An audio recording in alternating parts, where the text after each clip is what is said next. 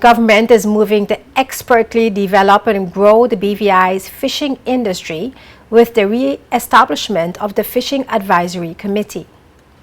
According to the 1997 Fisheries Act, the committee will advise the Minister for Natural Resources and Labor on matters of policy related to the development and management of fisheries as a viable industry in the BVI, among other functions.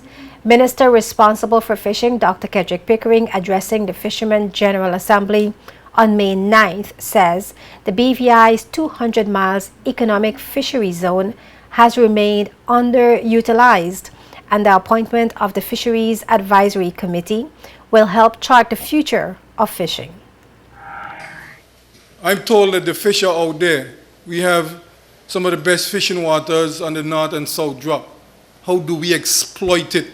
And we're talking about commercial fishing and sports fishing. How we protect it, how we preserve it, how we regulate it is what is going to determine our future.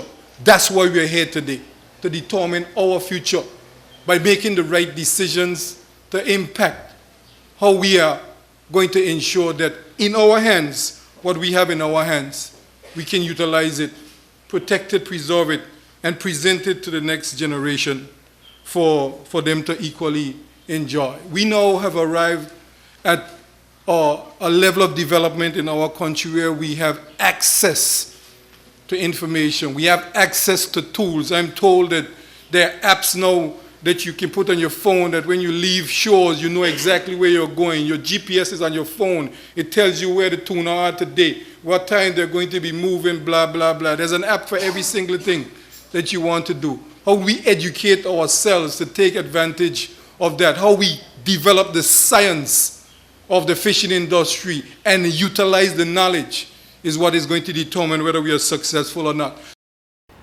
Minister Pickering said the appointment of the Fisheries Advisory Committee is necessary to move ahead with policies to guide the BVI's fishing industry.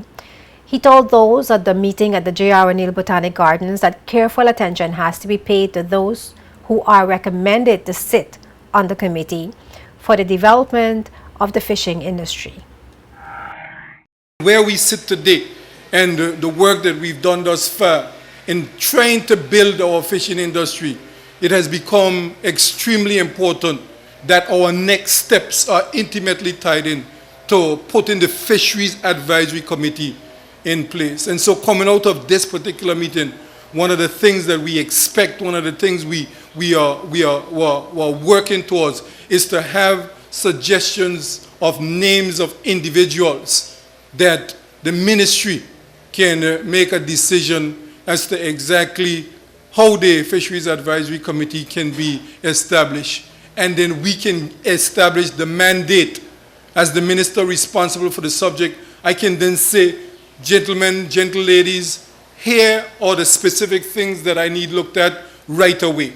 Here are the additional things I want looked at in the short to medium term. Here are the things I want looked at in the long term. The Fisheries Advisory Council must help to tell us how we are going to embark on the journey to ensure that we do the things that are necessary. I'm no fisherman, I'm a physician, okay?